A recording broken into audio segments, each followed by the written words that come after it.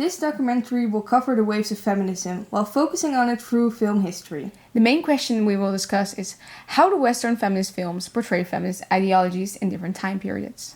Focusing specifically on the 4 waves of feminism. Feminism, we've heard it everywhere. It is the reason that we are allowed to film this for a school project and don't have to sit at home and nurse our men and 16 children. But what does the term feminism truly define? Feminism is a social, political, and cultural movement that advocates for the rights and equality of women in various aspects of life. The goal of feminism is to challenge and overcome the systemic inequalities and discrimination that women have historically faced in comparison to men. Feminism does not mean a woman is better than a man. Feminism advocates for political equality for all sexes. There's no real definition of what feminism is. There are several branches such as socio-political or radical feminists, but they all have 5 goals in common: political rights, economic equality, reproductive rights, education and social equality. There's not one specific beginning to feminism because it is a movement and ideology that has existed long before recorded history. Just like there isn't one person who discovered fire, but the entirety of humankind discovered it around the same time. Feminism is described now in 4 waves. Before, feminists obviously did exist, but there were limited instances of organized protest or substantial changes being implemented. Throughout most of Western history, women were confined to the domestic sphere, while public life was reserved for men. According to the study Gender Inequalities in Neolithic Iberia, a multi-proxy approach, women have been oppressed since agriculture existed. This observation resulted from an analysis of graves on the Iberian Peninsula that are estimated to be between 5,000 to 8,000 years old. Other works have found that gender inequalities have become integrated into Middle Eastern society by the 2nd century before Christ.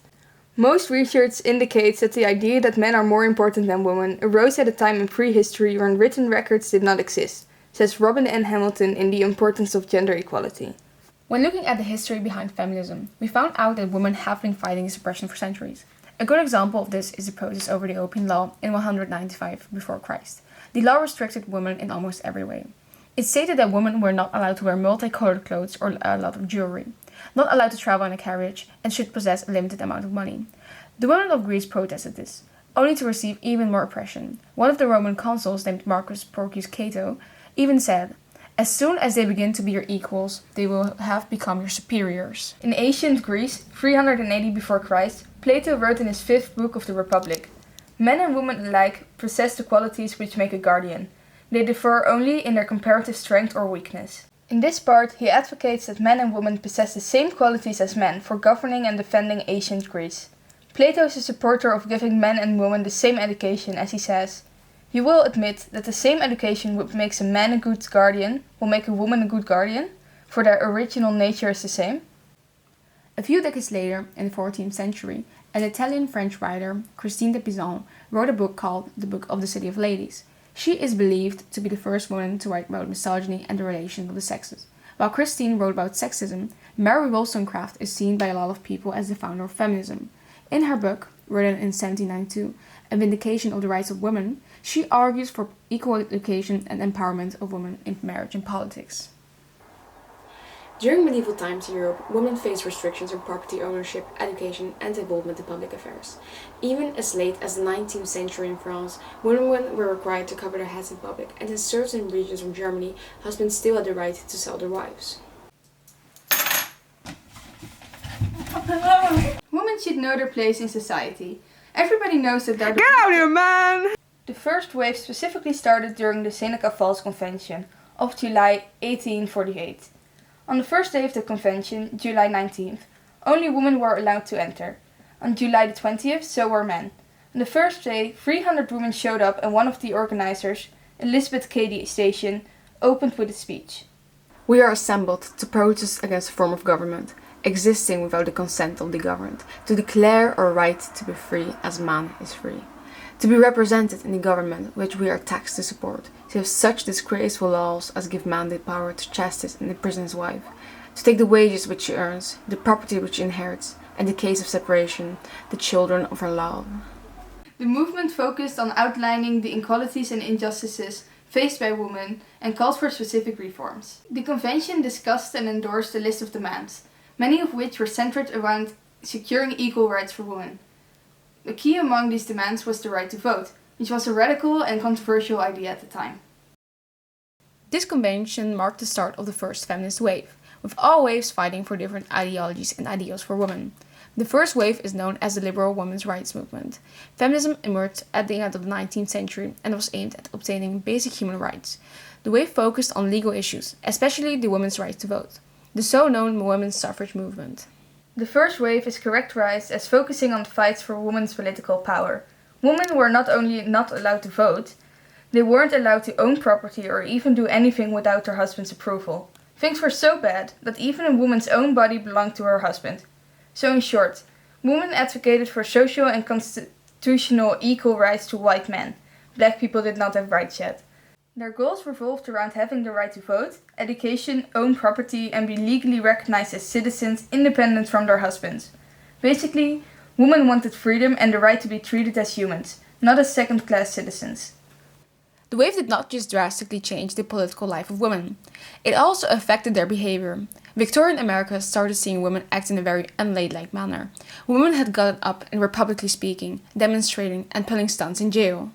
The 19th century amendment in 1920 marked the end of the official first wave of feminism. A little amendment has been added to Article 1 of the Constitution. Now it stated, "The rights of citizens of the United States to vote shall not be denied or abridged by the United States or by any state on account of sex."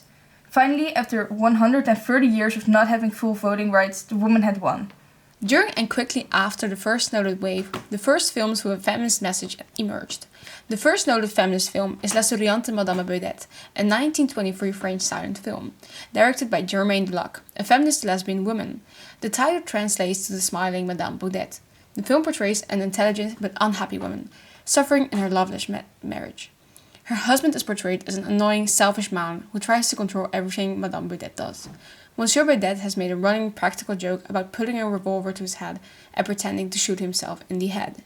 One day, after Monsieur Baudet angrily slammed down her piano and reset the flowers to a different spot, Madame Baudet took matters into her own hands. She plants a real bullet into the revolver, hoping that this will end her suffering. Soon, she is plagued by remorse. Before she can retrieve the bullets from the revolver, Monsieur Baudet gets his hand on it. The joke starts off the same, until Monsieur Baudet suddenly points the gun into her direction. Madame Baudet misses the bullet by a hair. However, is portrayed in the end with her husband clinging onto her, with her face showing only regret and disgust towards him. The feminist message in the movie, while not direct, can be understood through several key elements. The film portrays the oppressive nature of Madame Baudet's marriage, highlighting the patriarchal structures that trap women in unhappy marriages. The movie gives critique on traditional gender roles, with Madame Baudet being an intelligent and creative woman, who is limited by a possessive and dominant husband. The movie critiques the limited roles available to women in society. Madame Baudet's subjective experience emphasizes the importance of women's inner lives, desires and frustrations, which are usually ignored and repressed by patriarchal norms. Her desire for personal freedom and personal autonomy is also ignored by her husband throughout the film. Her internal struggle and yearning for the liberation underscore the feminist call for women's rights to self-determination and independence. During the first wave of feminism, feminist films conveyed messages centered around the struggle for women's legal and political rights, particularly focusing on suffrage and basic equality. These films often highlighted the limitations imposed on women by societal norms and legal restrictions, portraying their fight for autonomy and the right to participate fully in public life. Early feminist filmmakers used their craft to challenge traditional gender roles, showcasing women as capable and independent individuals deserving of the same rights as men. For instance, films like Shoes, released in 1916, directed by Lois Weber, depicted the harsh realities faced by working women, emphasizing the need for social reform and economic justice. These films served as a visual platform to advocate for women's rights, raise awareness about their struggles and inspire change, contributing significantly to the broader feminist movement of the time. During the first feminist wave, films that criticized women made their appearance as well. The 1916 movie Where Are My Children depicts what rich, selfish women do when they have access to abortion. The film portrays the woman as clueless, selfish, and cruel towards children and God, optimally victimizing the poor men for not having an heir and their perfect little white picket fence family. Old films usually depict women in the domestic sphere, taking care of the home, the children, and of course the husband. Anti-feminist films portrayed women in an aggressive manner, basically portraying them as insane and mentally unstable. Anti-feminist films portrayed the idea of broken homes and neglected children as a result from this insatiability. Career-oriented women were depicted as unhappy and in need to be rescued by a man. Another common trope found in sexist movies is a strong, independent woman who throws away her career and a stable life for a man, just to be bound to the domestic sphere, because true fulfillment for women lies in the domestic sphere, right? Films such as Dread Kimona, Carmen, or Why Change Your Wife all reflect cultural tensions faced during these times. They were made to reinforce traditional gender roles and societal expectations, and to reverse the promotion of the first feminist ideologies.